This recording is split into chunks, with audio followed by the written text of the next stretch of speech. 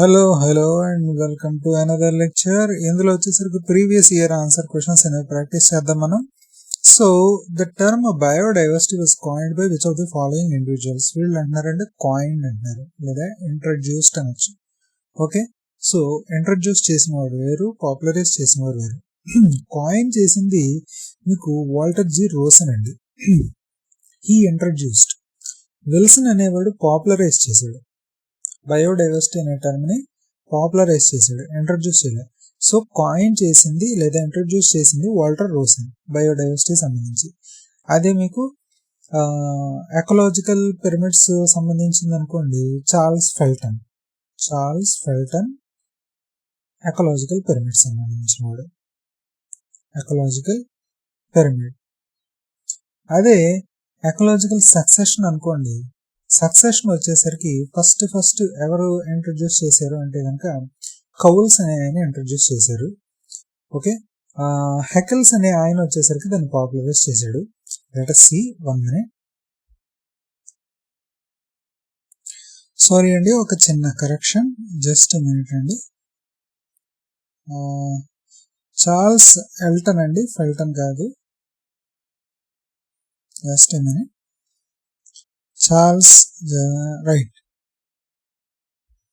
Charles Elton అనే ఆయన వచ్చేసరికి మీకు ఎకలాజికల్ పిరమిడ్ అంటే ఏంటి అన్నది ఫస్ట్ ఆయనే ఇంట్రడ్యూస్ చేశాడు.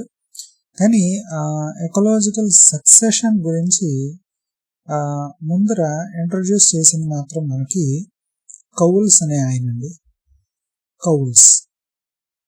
ఓకే, దాన్ని పాపులరైజ్ చేసింది మాత్రం what do you call it as Clements అనే ఆయన పాపులరైజ్ చేశాడు, కౌల్స్ అనే ఆయన ఇంట్రడ్యూస్ చేశాడు. ఓకే, సో ఇది మనం ప్రీవియస్ క్వశ్చన్ లో మనం చూసి ఉన్నాం ఇది వరకు. సో కౌల్స్, హెన్రీ షాండ్లర్ కౌల్స్ అనే ఆయన మనకి ప్రపోజ్ చేశాడు ఎకలాజికల్ సక్సెషన్ అనేది. క్లెమెంట్స్ అనే ఆయన దాన్ని పాపులరైజ్ చేశాడు. The extent of change of the diversity, just minute.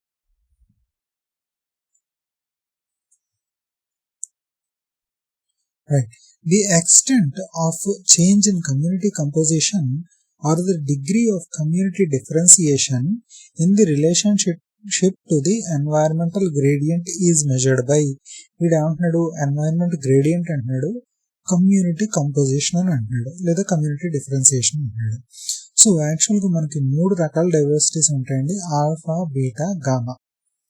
So మీరు ఒక ఎగ్జాంపుల్ తీసుకున్నాం, ఒక మౌంటైన్ ఉంది. ఓకే, కింద ప్లెయిన్ ఏరియాస్ ఉంది, అక్కడ పక్కనే ఒక రివర్ ఉంది. ఓకే, సో ఇది హోల్ రీజన్ నేను చెప్పింది. ఆల్ఫా దాంట్లో ఏం చూస్తుందంటే, సపోజ్ ఈ ప్లెయిన్ ఏరియాస్ దగ్గర మొక్కలు ఉన్నాయి, ఒక రకం పూలు, plant A, plant B, plant C. Okay, so alpha diversity ఏం చూస్తుందంటే, మౌంటైన్ లో కానీ లేకపోతే ప్లెయిన్స్ లో కానీ లేదా వాటర్ దగ్గర కానీ ఈ మూడింటి దగ్గర కూడా ఎన్ని రకాల స్పీసీస్ ఉన్నాయి. సపోజ్ ఏ అనేది ఒక 10 స్పీసీస్ ఉంది, ప్లాంట్ ఏ అనే స్పీసీస్ 10 ఉన్నాయి, ప్లాంట్ బి అనేవి ఒక 5 ఉన్నాయి. ఇది ఇండివిజువల్ స్పీసీస్ ఉంది కదా, ప్లాంట్ ఏబిసి స్పీసీస్ ఉన్నాయి, డిఈ ఇలాగా 5 టైప్స్ ఆఫ్ స్పీసీస్ ఉన్నాయి. సో ఇది ఆల్ఫా డైవర్సిటీ. ఏదో ఒక ఏరియా దగ్గర చూసి ఆ ఏరియా దగ్గర ఎన్ని రకాల స్పీసీస్ ఉన్నాయి అన్న చూస్తారు, ఎన్ని రకాల స్పీసీస్.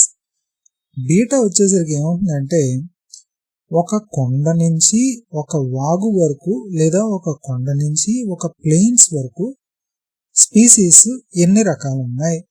ఓకే, సో ఇక్కడ చూసుకుంటే ఏ, బి, సి, డి, ఈ, ఎఫ్, జి, హెచ్ అన్ని రకాల స్పీసీస్ ఉన్నాయి. కాబట్టి ఎన్ని వచ్చాయండి, మొత్తం 8 types of species.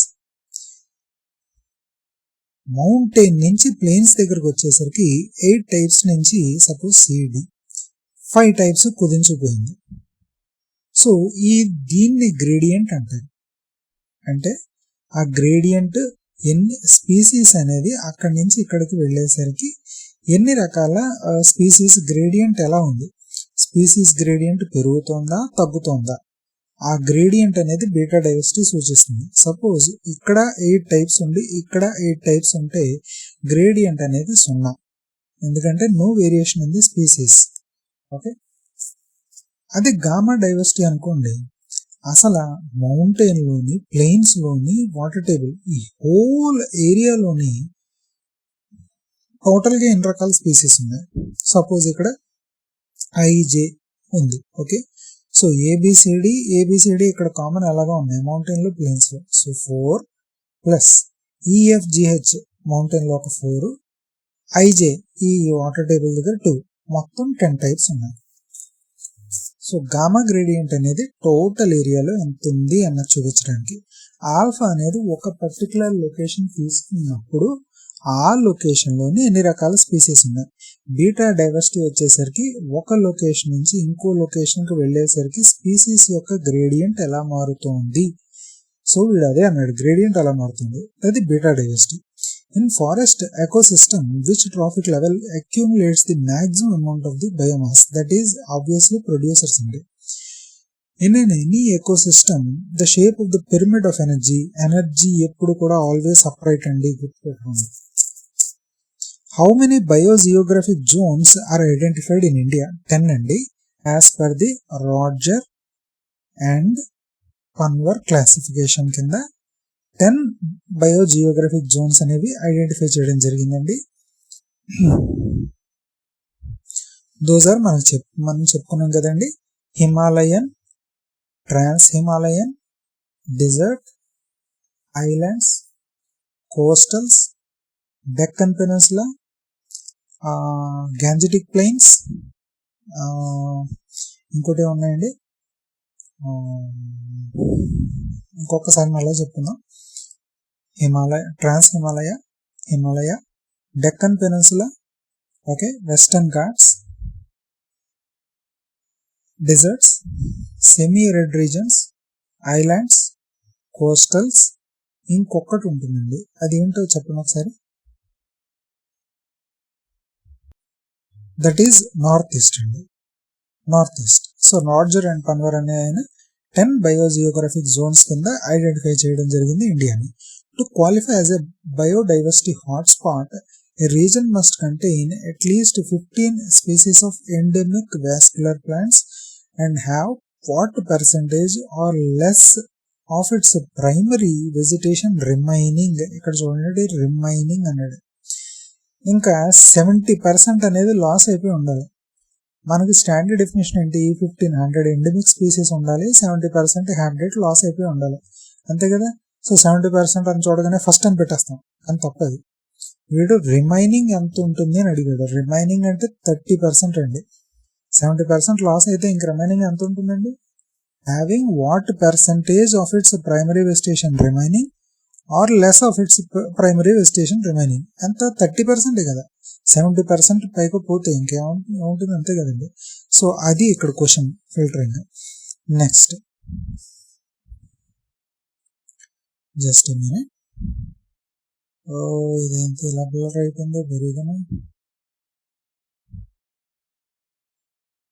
Just minute, right, fix అయిపోయింది. Which of the following human activities is considered most significant cause of the loss of the biodiversity globally? యాక్చువల్గా హ్యాబిటాట్ డిస్ట్రక్షన్ అండి, ఇదే number 1. The pygmy hog is an endemic species restricted to the Assam అండి. Which of the following is an example of excessive conservation out of their natural habitats? Conservation అనేదాన్ని out of their natural habitats, ఉంటున్న ప్రదేశం నుంచి తరలించి వేరే చోట ఉంచుతారు, అటువంటి వాటిని యాక్సిటివ్ కన్జర్వేషన్ అంటారు. జూలాజికల్ పార్క్ అనేది యాక్సిటివ్ కన్జర్వేషన్ కి example. The convention on the biological diversity officially entered into force on which date? వచ్చేసరికి మెయిన్ గా 29 డిసెంబర్ 1993.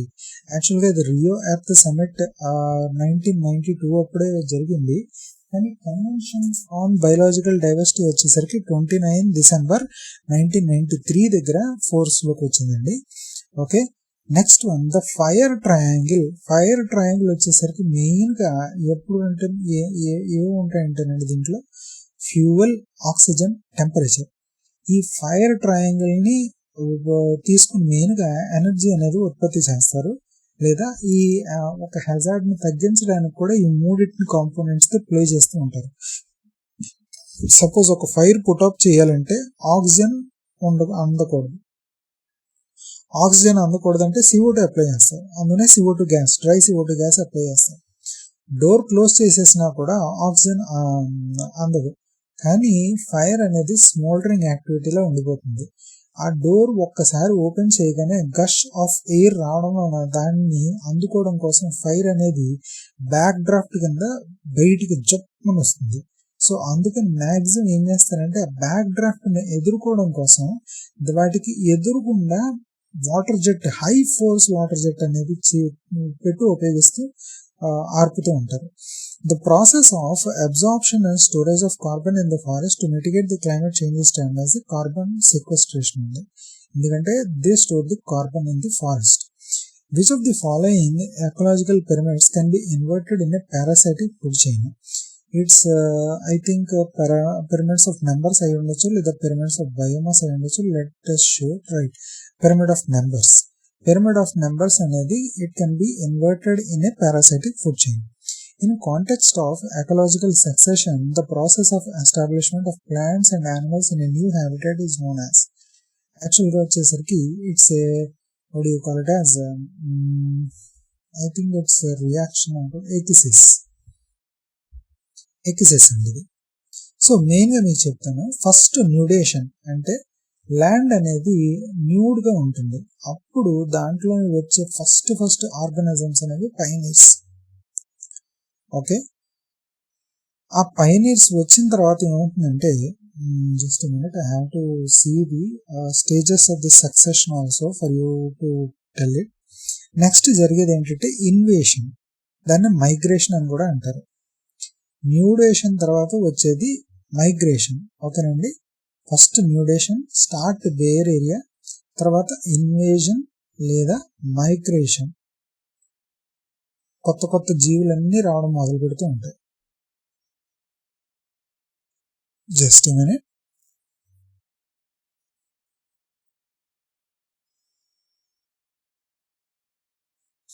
రైట్, మైగ్రేషన్ అని అంటూ ఉంటారు.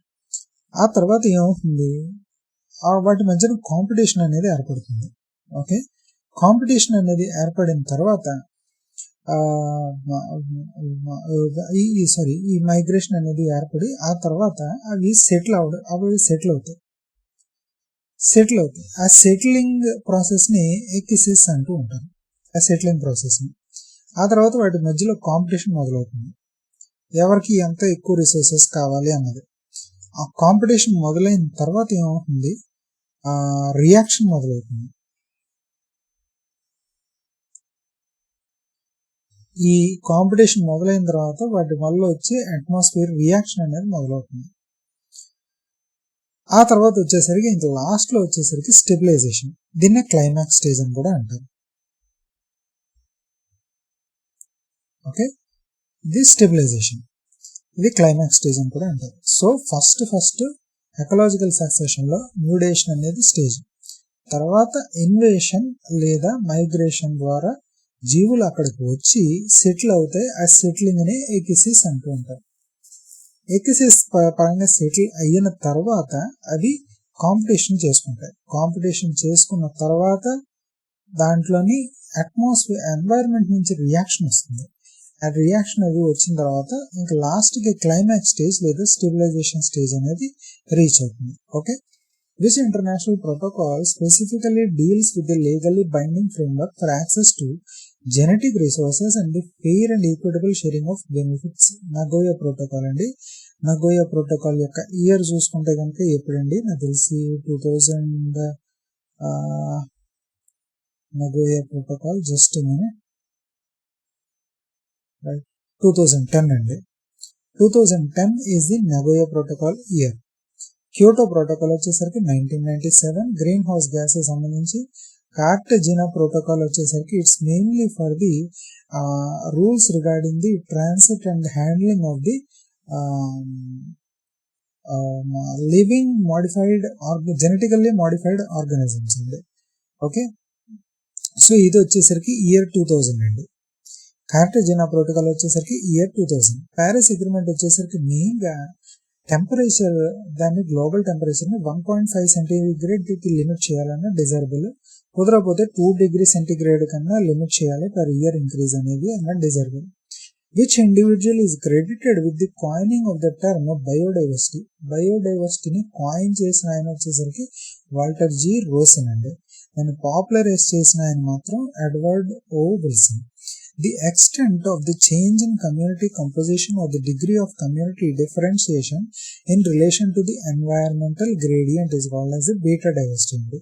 In a forest ecosystem, at which trophic level does the maximum amount of biomass typically accumulate is the producers. Okay, and next one, according to the laws of thermodynamics and energy flow, the pyramid of energy in any ecosystem is always upright. How many distinct biogeographical zones are there? 10 zones. Those 10 zones are as per the Roger and Panvar classification. Okay, so Roger and Panvar classification. Biodiversity hotspot అనేది as per 1988 Norman Myers definition ప్రకారం, if an area has an at least 1500 endemic vascular plant species, endemism అంటే అక్కడ ఎదిగితే ఇంకెక్కడ ఎదగవు, and lost at least 70% of its habitat, అటువంటి వాటిని మనం hotspot కింద డిక్లేర్ చేయొచ్చు. అంటే 70% హ్యాబిటాట్ పోయింది. ఇప్పుడు వీడు ఏమంటున్నాడు, and contain what percentage or less of its original vegetation. ఇక్కడ వచ్చేసరికి ఎంత లెస్ పోయి ఉంటుంది. అప్రాక్సిమేట్లీ ఇక్కడ మీరు రిమైనింగ్ అని వాడే అర్థం 30% అనేది రిమైనింగ్ అయి ఉంటుంది. ఓకే, సో అది దీని ఉద్దేశం.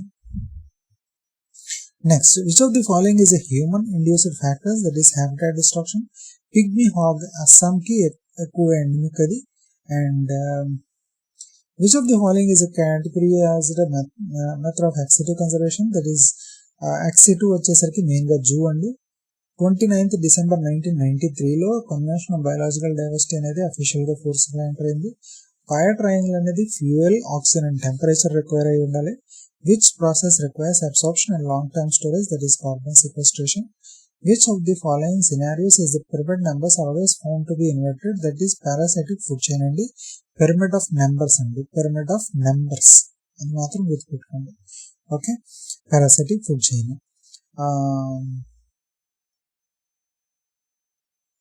In the process of ecological succession, the stage representing the successful establishment of the plants and animals in the new habitat is called as the equiescence.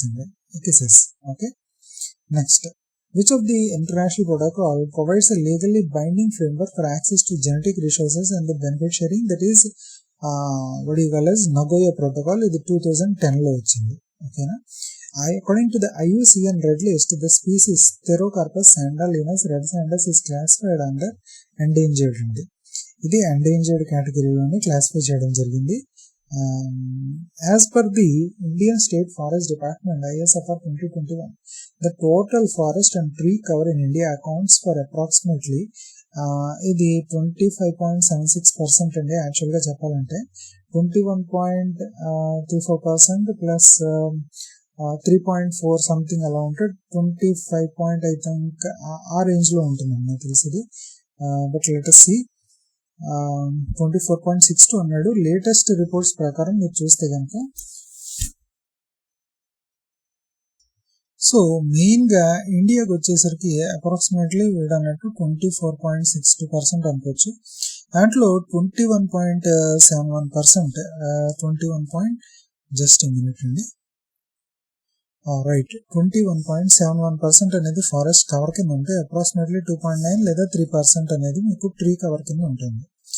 అదే ఆంధ్రప్రదేశ్కి వచ్చేసరికి tree cover, forest cover plus tree cover ఇదంతా కలిపి మీకు forest cover వేరండి, tree cover వేరండి. అది ఎప్పుడు కూడా గుర్తుపెట్టుకోండి మీకు. So forest cover, tree cover కలిపి మీకు 21.15% కింద ఉంటుంది. 18.28% అనేది దాదాపు ఆంధ్రప్రదేశ్ లేటెస్ట్ ISFR 2021 రిపోర్ట్ ప్రకారం ఇది ఫారెస్ట్ కవర్. ట్రీ కవర్ వచ్చేసరికి మీకు అప్రాక్సిమేట్లీ ఇట్ ఈస్ 2.87%. ఇది ఆంధ్రప్రదేశ్ సంబంధించి. Okay, tree cover and forest cover ఇది ఆంధ్రప్రదేశ్కి. ఇది హోల్ ఇండియాకి 24.60%, యాక్చువల్గా 25% something. Okay, so which type of forest fire is characterized by burning of the organic material beneath the forest floor, such as hummus or the peat? It is called as the ground fire అని అంటూ ఉంటారండి. Ground fires burn below the surface level, consuming the organic matter like peat and humus, often smoldering for longer periods. ఇది ground fire అని అంటూ ఉంటారు. Which type of the forest typically possess the highest potential for carbon sequestration? Mangrove forest అండి. ఒకవేళ mangrove forest లేదు అంటే కనుక mature and stable forest అని టిక్ పెట్టండి. ఎందుకంటే mature and stable forest young and rapidly growing mature కాదండి, young and rapidly growing forest ఏదైతే ఉందో దానికి సంబంధించి ఎక్కువగాను హైయెస్ట్ పొటెన్షియల్ అనేది ఉంటుంది కార్బన్ సెక్వెస్ట్రేషన్కి. Okay, and next one, last question వచ్చేసరికి which biological control is used in India to manage the teak defoliator? Teak defoliator అంటే ఆకును మొత్తం తినేస్తూ ఉంటుంది. దాన్ని తినేయడానికి ఆపేది వచ్చేసరికి బ్యాసిలస్ థురినియన్సిస్ అనేది పాపులర్గా యూజ్ చేస్తూ ఉంటారు. సో ఇక్కడతో మన ప్రీవియస్ ఇయర్ క్వశ్చన్స్ అనేవి కంప్లీట్ అయ్యాయండి. సో నెక్స్ట్ దాంట్లో మనం మళ్ళా కలుద్దాం. అంతవరకు సెలవు, టాటా, బాయ్ బాయ్ అండ్ జై హింద్.